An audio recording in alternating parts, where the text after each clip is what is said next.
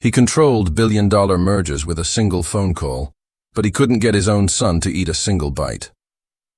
Alistair Finch sat rigid in his Italian suit, watching his 8-year-old son, Elias, rock back and forth in the velvet booth of Leonard.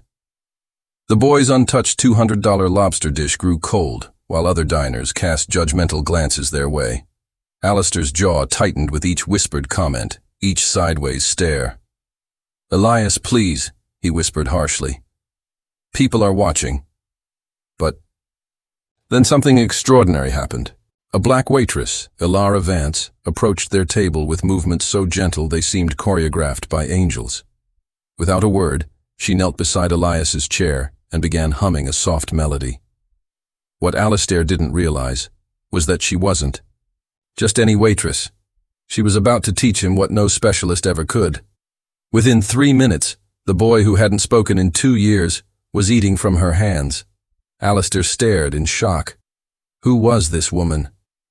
And how had she done what teams of 500-an-hour specialists couldn't?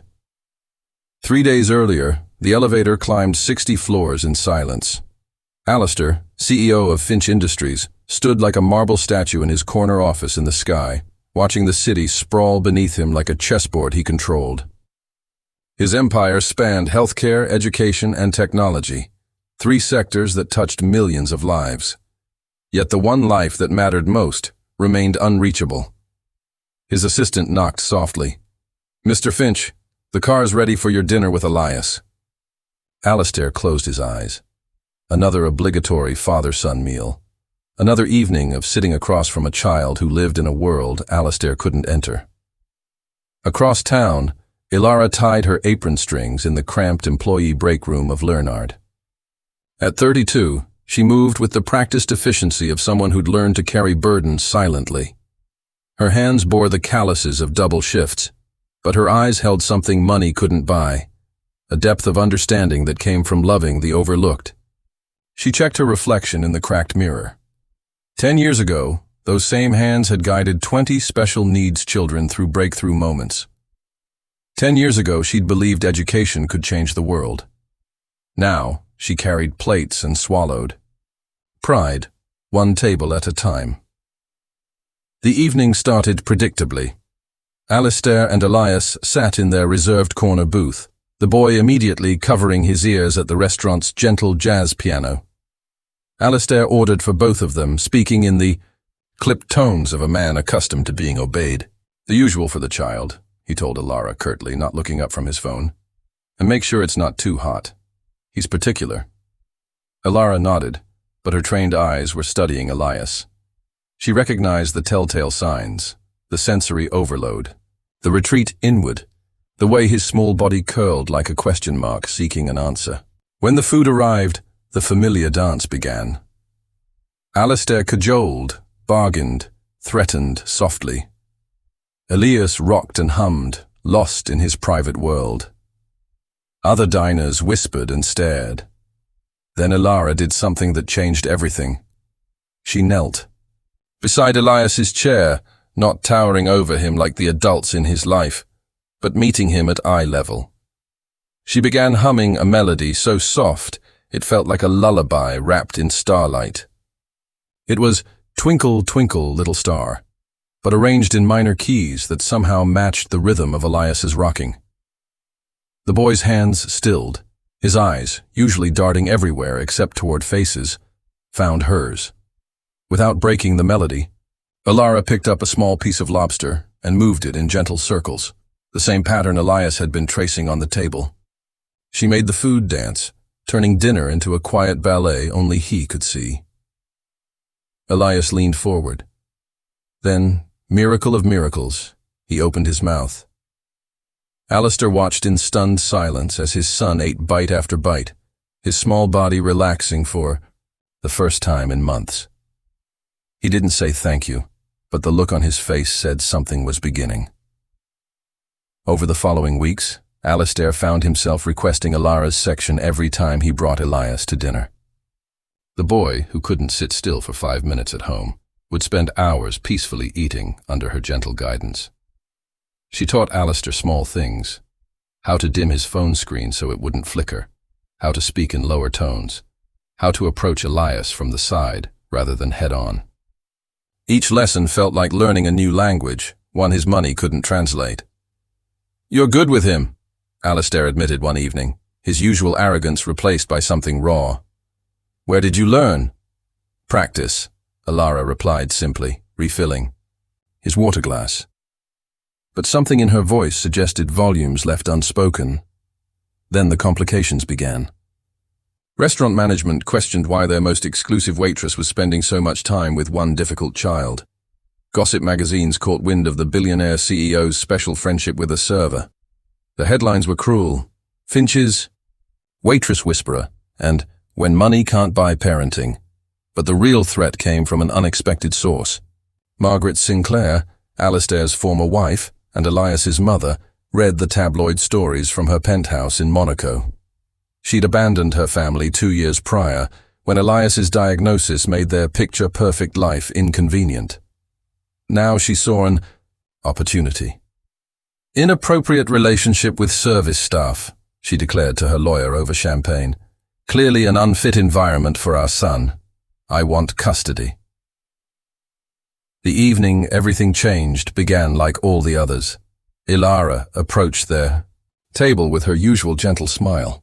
But Alistair noticed something different. A heaviness in her step, shadows beneath her eyes. As she helped Elias with his dinner, the boy did something unprecedented. He reached out and touched her hand. Then, in a voice barely above a whisper, he spoke his first words in 2 years. "Mama Alara. Hungry." The words hung in the air like a prayer answered. Ilara's eyes filled with tears she couldn't hide. Alistair felt something crack open in his chest. A wall he'd built so high he'd forgotten what lay behind it. "She's not just hungry," Alistair said quietly, his voice thick with realization. "She's been taking care of everyone but herself." For the first time, they truly saw each other. Not billionaire and waitress, not powerful and powerless, just two people who love the same remarkable child. "Tell me about yourself," Alistair said. And for once, it wasn't a command. It was a plea. The custody papers arrived on a Tuesday morning along with paparazzi photos of Alistair, Elias, and Alara sharing what looked like an intimate family dinner. Margaret's lawyers painted a picture of instability, inappropriate boundaries, and a father so desperate he'd outsource parenting to restaurant staff. The hearing was scheduled for the following week. The media circus was brutal. Reporters camped outside Leonard, turning Alara's workplace into a fishbowl. She was forced to take unpaid leave as the restaurant tried to manage the scandal.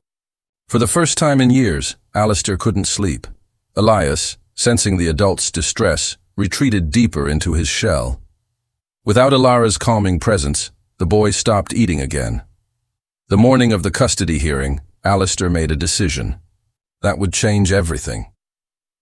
He called Alara. "I need you to testify," he said. "I need you to tell them who you really are." The courtroom was packed with reporters and curious onlookers. Margaret sat primly in the front row, her designer suit and perfect makeup, a stark contrast to Alara's simple black dress and nervous hands. Margaret's attorney painted Alara as an opportunistic gold digger who'd manipulated a vulnerable child for financial gain. The testimony was vicious, designed to humiliate and destroy. Then it was Alara's turn to speak.